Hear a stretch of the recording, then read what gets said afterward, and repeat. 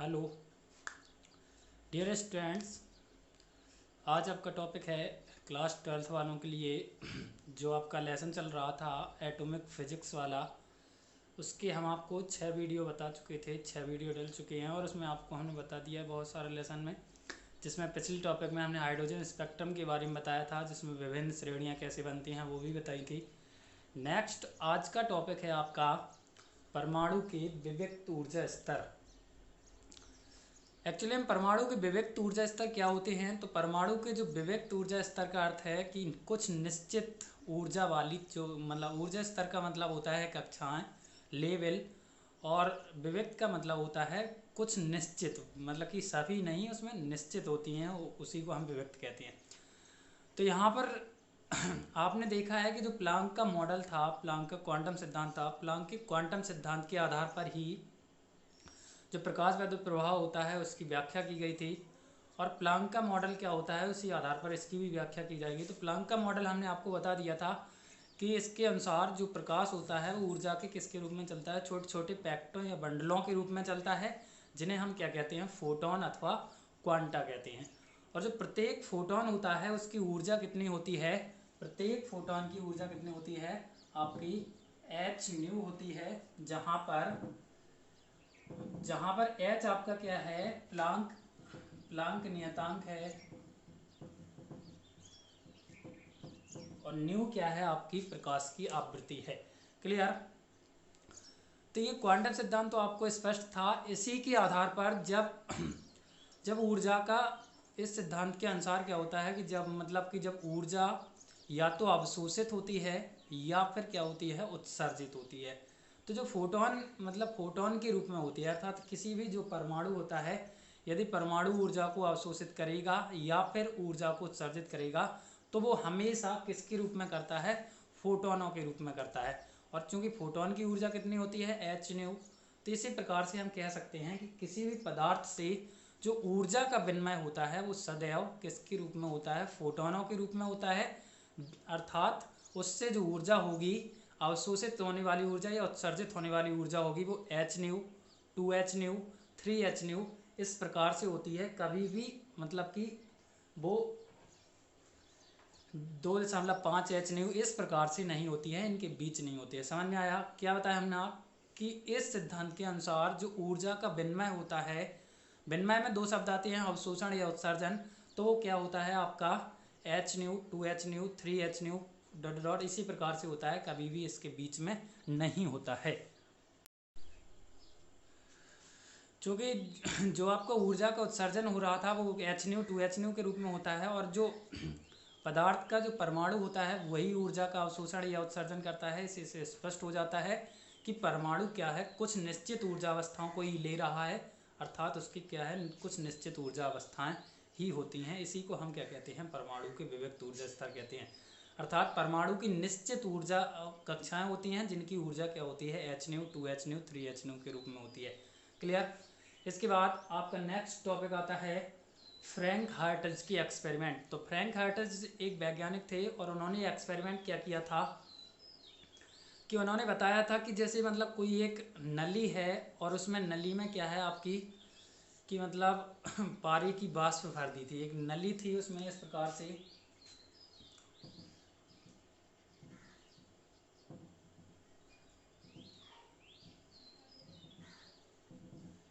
इस प्रकार से आपकी एक नली थी और इसमें क्या हो रहे थे, यहाँ से इसमें क्या हो रहा था आपकी पानी की वाष्प भरी थी, और इसमें एक साइड से क्या हो रहा था, इलेक्ट्रॉन प्रवेश कर रहे थे, और जो इलेक्ट्रॉन प्रवेश कर रहे थे उनकी ऊर्जा क्या थी, ई थी, और जो इलेक्ट्रॉन बाहर निकल रहे थे उनकी ऊर्जा कितनी थी, ई डैश थी। सबसे पहले फ्रैंक हार्टज ने क्या किया, एक नली ली, इस नली में क्या है, पारे की वाष्प भर ली थी और इसमें क्या है, इलेक्ट्रॉन गुजारी थी जिनकी ऊर्जा कितनी थी, ई थी। जब ये इलेक्ट्रॉन, चूंकि इलेक्ट्रॉन का द्रव्यमान क्या होता है, बहुत ही नगण्य होता है परमाणुओं की तुलना में, अतः ये इलेक्ट्रॉन क्या होते हैं, इनसे नहीं टकराते हैं, और जब टकराते नहीं हैं तो इससे क्या होता है कि इसकी जो कि प्रत्यास्थ संघट्ट एक हिसाब से कह सकते हैं, क्योंकि जब ऊर्जा नष्ट ही नहीं होती। लेकिन अब जैसे अगर मान लिया कि जो इलेक्ट्रॉन है उसकी ऊर्जा को पारे की जो पदार्थ के परमाणु हैं वो क्या कर ले रहे हैं, अवशोषित कर ले रहे हैं,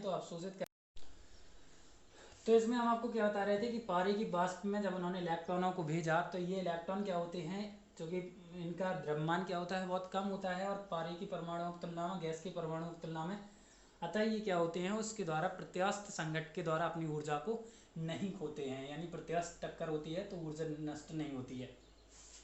परंतु पारा जो है, पारे के परमाणु यदि मतलब उत्तेजित होकर इनकी ऊर्जा को ग्रहण कर लें, तो जब ऊर्जा को ग्रहण कर लेते हैं तो इससे क्या होता है कि इलेक्ट्रॉन की ऊर्जा में थोड़ी कमी आ जाती है, और वो कमी क्या होती है, जब कमी आ जाती है तो जो इलेक्ट्रॉन निकलता है उसकी ऊर्जा कितनी होती है, ई डैश हो जाती है। अतः जो पारे की वाष्प है वो क्या कर रही है, आपकी यहाँ पर ऊर्जा को अवशोषित कर रही है, और वो कितनी ऊर्जा को अवशोषित कर रही है, तो डेल्टा ई, और जिसका मान क्या होगा, ई माइनस ई डैश, अर्थात इतनी ऊर्जा के फोटोनों को वो क्या कर रही है, अवशोषित कर रही। इसके बाद फ्रैंक हर्ट्ज ने क्या किया कि विभिन्न विभिन्न ऊर्जा वाले इलेक्ट्रॉनों को इसमें प्रवेश कराया, और बाद में जो इलेक्ट्रॉन निकल रहे थे उनकी ऊर्जा को नापा, और बार बार जब उन्होंने देखा तो डेल्टा ई का मान जो था वो क्या था, H new, 2h new, 3h new के पदों में आ रहा था। तो इस प्रकार से उन्होंने बता दिया था कि जो ऊर्जा का अवशोषण या फिर उत्सर्जन होता है वो क्या होता है, कुछ निश्चित मात्राओं के रूप में होता है।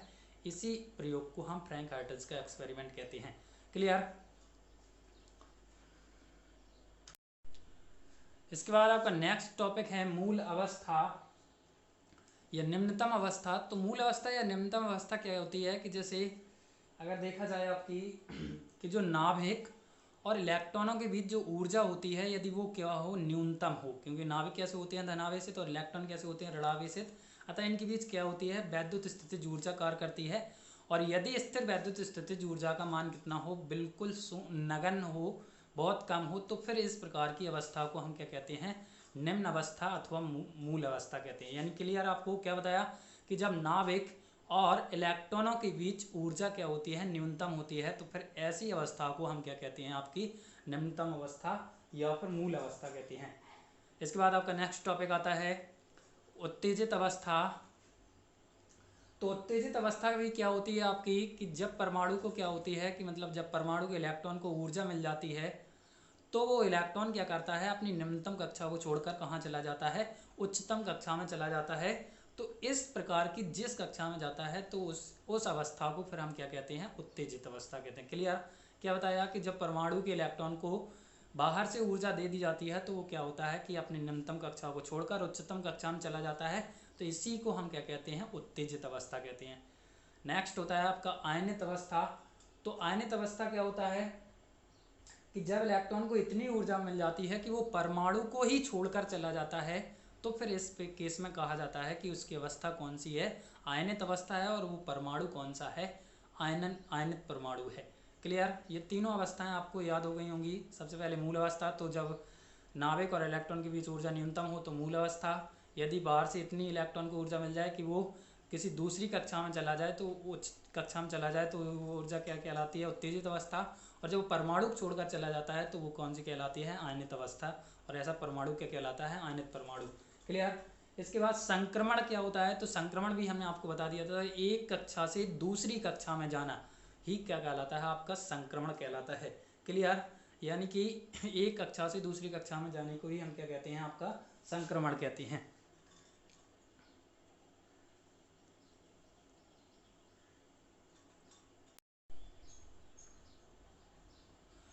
इसके बाद आपका नेक्स्ट टॉपिक आता है उत्तेजन विभव, आयनन विभव। तो आयनन, सबसे पहले आयनन विभव देखा जाए तो आयनन विभव में क्या होता है कि जब किसी परमाणु के इलेक्ट्रॉन को हम इतनी ऊर्जा दे देते हैं कि वो इलेक्ट्रॉन जिस किसी परमाणु से टकराता है उसे क्या कर देता है, आयनित कर देता है, तो फिर ऐसे विभव को हम क्या कहते हैं, आपका आयनन विभव कहते हैं। क्लियर। हमने क्या बताया, वह न्यूनतम त्वरक विभव जो किसी इलेक्ट्रॉन को इतनी ऊर्जा दे दे कि वो इलेक्ट्रॉन जिस परमाणु से टकराए उसे आयनित कर सके, क्या कहलाता है, आपका परमाणु का आयनन विभव या आयनन ऊर्जा कहलाती है।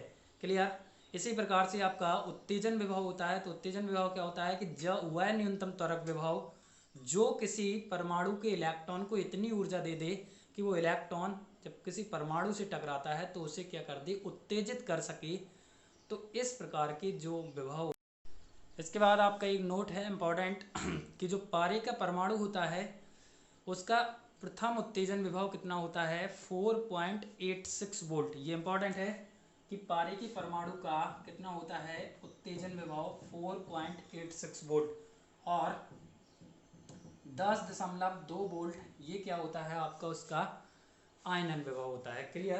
तो ये आपको याद होना चाहिए कि पारे के परमाणु का प्रथम उत्तेजन विभव 4.86 वोल्ट तथा आयनन विभव कितना होता है 10.4 वोल्ट होता है। क्लियर। इसके बाद आपका नेक्स्ट टॉपिक आता है हाइड्रोजन परमाणु की आयनन ऊर्जा एवं आयनन विभव। क्लियर। तो हमने आयनन ऊर्जा वैसे परिभाषा आपको बता दी है, आयनन विभव क्या होता है तो वही होता है, आयनन विभव का हो आयनन ऊर्जा का हो सब लगभग एक ही होता है। इसके बाद आपका टॉपिक आता है कि हाइड्रोजन परमाणु की आयनन ऊर्जा। तो हाइड्रोजन परमाणु जो जनरली हाइड्रोजन परमाणु का जो सूत्र होता है एन बराबर क्या होता है आपका -13.6/n²। तो जब चूंकि इसमें पहली ऑर्बिटल होती है तो फर्स्ट ऑर्बिटल में क्या होता है -13.6/1 तो आपका आ जाएगा -13.6 eV। क्लियर। जब इसे हम क्या करते हैं आयनित करते हैं, आयनन ऊर्जा निकाल रहा है तो आयनित करने के लिए हम इसे क्या करते हैं n का मान कितना कर देते हैं इन्फिनिटी। तो यहाँ आपका क्या हो जाएगा 13.6/n²। तो इस प्रकार से ये आपका आंसर आता है 0।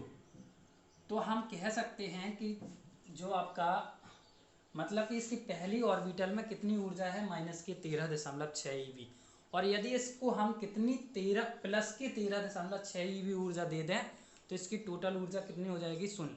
समझ में आया क्या बताया हमने आपको कि हाइड्रोजन की जो पहली कक्षा में ऊर्जा कितनी होती है -13.6 eV होती है मूल कक्षा में, और यदि इसे इतनी ही प्लस में ऊर्जा दे दी जाए, जहाँ हम इसको प्लस में इतनी ही ऊर्जा देंगे 13.6 eV तो इसकी टोटल ऊर्जा कितनी हो जाएगी 0 हो जाएगी। और जब 0 हो जाएगी क्योंकि अनंत कक्षा में यानी आयनित कक्षा में ऊर्जा कितनी होती है शून्य होती है, अतः हम कह सकते हैं कि हाइड्रोजन परमाणु की आयनन ऊर्जा कितनी होती है 13.6 eV होती है और इसका जो आयनन विभव होता है वो कितना होता है 13.6 वोल्ट होता है।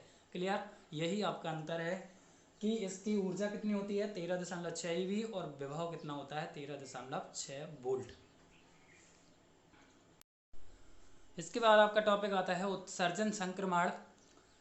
तो उत्सर्जन संक्रमण में क्या होता है कि समानांतर परमाणुओं को देखा जाए अगर तो वो अपनी कौन सी अवस्था में रहता है नेचुरल अवस्था में यानी मूल अवस्था में रहता है, परंतु जब उसे क्या होती है ऊर्जा बाहर से ऊर्जा मिल जाती है तो वे क्या करता है कि निम्नतम कक्षा को छोड़कर उच्चतम कक्षा में चला जाता है, यानी परमाणु का जो इलेक्ट्रॉन होता है।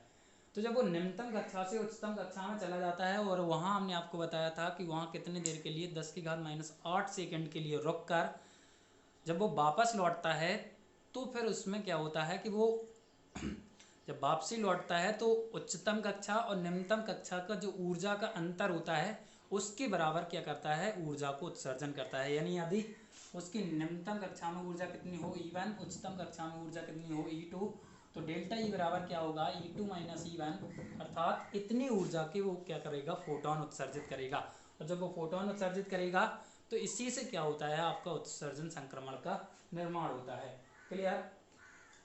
मान लिया कि जैसे हमने आपको क्या बताया कि जब प्लांक के क्वांटम सिद्धांत के अनुसार प्लांक का क्वांटम सिद्धांत क्या कहता है कि डेल्टा E बराबर क्या होता है आपका h न्यू होता है, और यदि फोटोन जो उत्सर्जित फोटोन है उसकी तरंगदैर्घ्य कितनी हो लैम्डा हो, चाल कितनी हो c हो, तो डेल्टा E बराबर हम क्या लिख सकते हैं h न्यू की जगह आपका लिख सकते हैं hc/लैम्डा। क्लियर।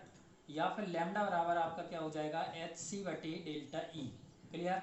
जब हम इसको वैल्यू रख के सॉल्व करेंगे तो डेल्टा लैम्डा बराबर आपका क्या आ जाएगा 1 2 3 7 5/डेल्टा E एंगस्ट्रॉम। क्लियर। और जहां आपको डेल्टा E किस में लेनी है EV में लेनी है। क्लियर। तो ये आपका एक फॉर्मूला बनकर तैयार हो जाता है लैम्डा का, और इसी से क्या होता है आपके उत्सर्जन संक्रमण का निर्माण होता है। क्लियर। नेक्स्ट है आपका अवशोषण स्पेक्ट्रम। तो अवशोषण स्पेक्ट्रम क्या होता है कि जब आपका परमाणु जो होता है केवल ऊर्जा का उत्सर्जन ही नहीं करते, यदि उन्हें क्या हो यदि उन्हें उनकी ऊर्जा के बराबर के मतलब कि फोटोन मिल जाए तो वो उन्हें क्या करते हैं अवशोषित भी कर लेते हैं। यानी कि जब मतलब आपका निम्नतम कक्षा से उच्चतम कक्षा में जाता है इलेक्ट्रॉन तो अवशोषण स्पेक्ट्रम क्या होता है कि अवशोषण स्पेक्ट्रम हम आपको बता रहे थे कि परमाणु क्या होता है कि जो ऊर्जा का उत्सर्जन ही नहीं करता, कभी कभी क्या होता है ऊर्जा का वो अवशोषण भी करता है। यानी कि चूंकि जब श्वेत प्रकाश होता है, श्वेत प्रकाश क्या होता है उसमें सभी ऊर्जा होती है, सभी रंग होते हैं, और जब सभी रंग होते हैं तो सभी ऊर्जा के क्या होते हैं उसमें फोटोन होते हैं। जब सभी ऊर्जा के फोटोन होते हैं तो जब श्वेत प्रकाश को किसी हम पारदर्शी पदार्थ की नलिका से क्या होते हैं गुजारते हैं, तो जो पारदर्शी पदार्थ का जो नलिका होती है, पारदर्शी पदार्थ होता है, वो क्या करता है कि अपने उपर्युक्त फोटोन, उसको जो फोटोन चाहिए उस ऊर्जा के फोटोनों को वो क्या कर लेता है श्वेत प्रकाश में से अवशोषित कर लेता है। और जो श्वेत प्रकाश में से अवशोषित कर लेता है तो वो क्या करता है निम्नतम कक्षा को छोड़कर, क्या ऊर्जा मिल गई उसे, तो ऊर्जा को लेकर वो निम्नतम कक्षा से उच्चतम कक्षा में चला जाता है। अब जब श्वेत प्रकाश में से उस फोटोन को उसने अवशोषित किया और वो चला गया, तो श्वेत प्रकाश में क्या हो गया, उस फोटोन की अनुपस्थिति हो गई। तो इस प्रकार से क्या होता है जो श्वेत स्पेक्ट्रम था आपका हाइड्रोजन स्पेक्ट्रम, उसमें क्या होती है, उसमें उस ऊर्जा के फोटोनों की क्या हो जाती है कमी हो जाती है, अर्थात उसकी संगत जो तरंगदैर्घ्य होती है, उस फोटोन की संगत तरंगदैर्घ्य होती है वो क्या होती है अनुपस्थित हो जाती है, उस रेखा भी नहीं रहती। और जब वो रेखा नहीं रहती तो उस स्पेक्ट्रम में क्या रहती है आपकी काली काली रेखाएं हो जाती हैं। और इन्हीं काली रेखाओं, तो जब पारी की जो वाष्प होती है उसमें से यदि हम श्वेत प्रकाश को गुजारें तो पारी के जो परमाणु होते हैं वो क्या होते हैं आपका, तो इसमें से पारी के परमाणु 4.86 ईवी, 6.67 ईवी, इस प्रकार की इतनी ऊर्जा के फोटोनों को लेकर क्या होता है अवशोषित कर लेता है। क्लियर, उदाहरण समझ में आया। क्या बताया हमने कि जब पारे की वाष्प में हम क्या करते हैं आपका किसको श्वेत प्रकाश को गुजारते हैं, तो श्वेत प्रकाश के कौन कौन से फोटोन जिनकी ऊर्जा 4.86 ईवी होती है और 6.67 ईवी होती है, ऐसी ऊर्जा वाले फोटोनों को वो पारे का परमाणु क्या कर लेता है अवशोषित कर लेता है। क्लियर, और इस प्रकार से आपका स्पेक्ट्रम बनकर तैयार हो जाता है। उस स्पेक्ट्रम को हम क्या कहते हैं आपका अवशोषण स्पेक्ट्रम कहते हैं। इस प्रकार से आपका ये लेसन समाप्त है। अगले वीडियो में हम आपके लिए सभी सूत्र के लिख देंगे, जैसे आप न्यूमेरिकल लगाना तैयार करें, स्टार्ट करें, और वीडियो को ज़्यादा से ज़्यादा लोगों के पास शेयर करें। धन्यवाद।